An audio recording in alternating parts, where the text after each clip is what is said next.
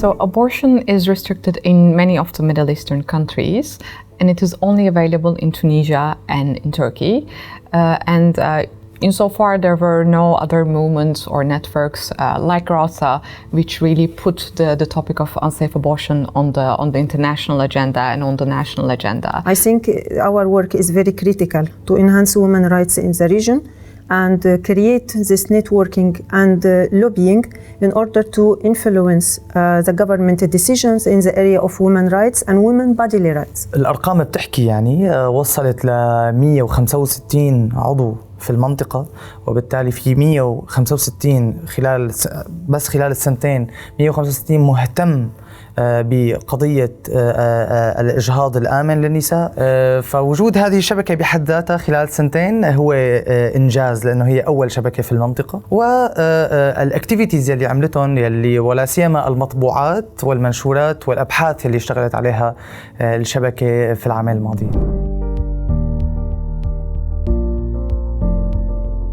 بالنسبة لمستقبل الشبكة، بعتقد أنه الشبكة رايحة للمطرح يلي هي بتحلم فيه، لأنه طالما في فيجن مشتركة وإيمان مشترك بين كل الأعضاء فقدرانين نحقق الأهداف. قد تكون الشبكة رايحة بشكلها الحوكمي لمجموعة شبكة مؤسسات وأفراد وشبكات محلية ووطنية. يعني في الشبكة الإقليمية يلي عم تضم شبكات وطنية، كل شبكة وطنية في إلى الستركتشر الخاص فيها، من فوكال بوينت لكوردينيتورز للكونكشنز يلي عندها إياها هي الشبكة، إنه هي أدرى بالكونتكست اللي عم ضمن المنطقة. RAWSA MENA Network have achieved many of the goals that we had and increase the number of members. That shows that we are able to reach to people and networking between them to reach to the people that do believe and have the values that safe abortion must be accessible, must be reachable with dignity and quality for all the women in the whole world.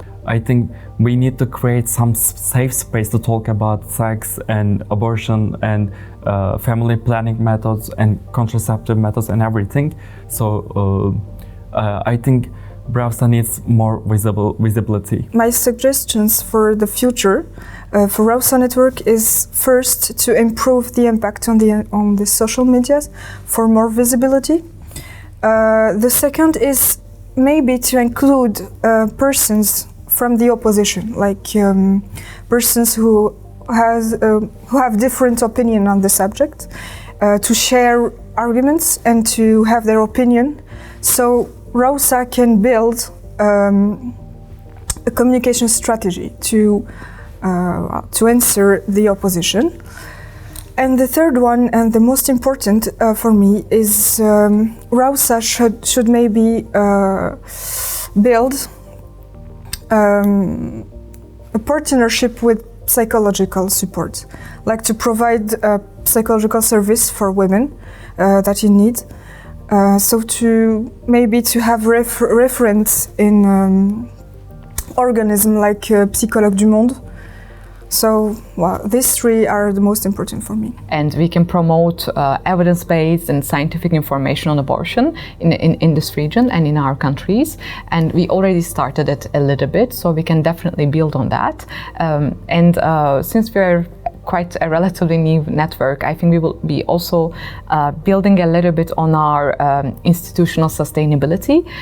So it is important that RAWSA network grows and it has more members and it has more outreach in the region. I believe that the network future could be very bright in terms of paving the way for better legal and social contexts in order to enhance women's rights in the region and allow them to take control of their lives, allow them to be more empowered and more active members in their communities.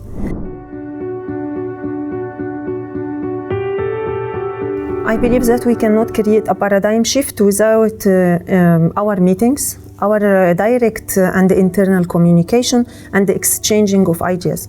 Without this seminar, we would never be able to exchange our views, to improve the work of the network, and to create, I would say, this vision for the future. I see it quite interesting that you can discuss and exchange experience with people from different countries with different contexts, as well as knowing the common points on safe abortion and sexual and reproductive health rights in each country, knowing more about the countries that abortion is legal in, and knowing where did they start from and what are their successful stories. عم أعرف أكثر عن الشبكة، شو عملت خلال السنتين الماضيات، كيف ممكن نستثمر نقاط القوة يلي صارت بهدوليك السنتين لحتى نبني عليهم للسنتين الجايات.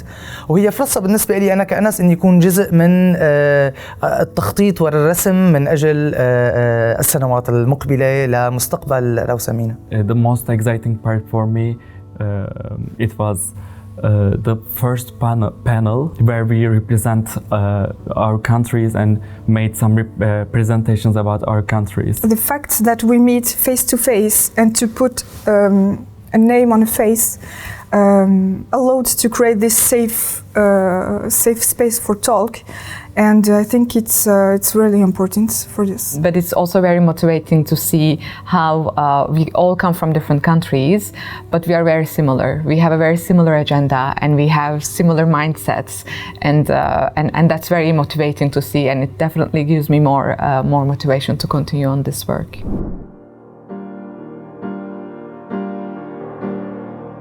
أولاً للأسف إنه المرأة لا تواجه عوائق فقط بما يتعلق بالإجهاض، وإنما في معظم زوايا ومفاصل حياتها ومعظم مستويات المشاركة هي تواجه مشاكل.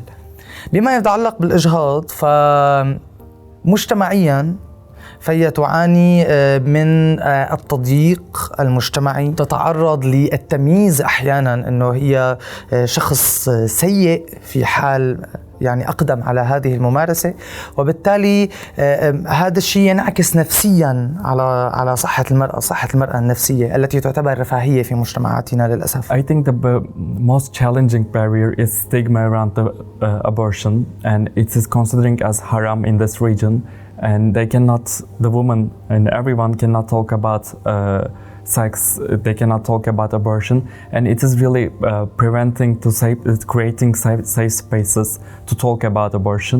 In most of the countries, unfortunately, abortion is criminalized, and women are being imprisoned maybe and losing their freedom just because they want to terminate a pregnancy. So the legal framework with the exception of Tunisia and Turkey, is not necessarily in our favor.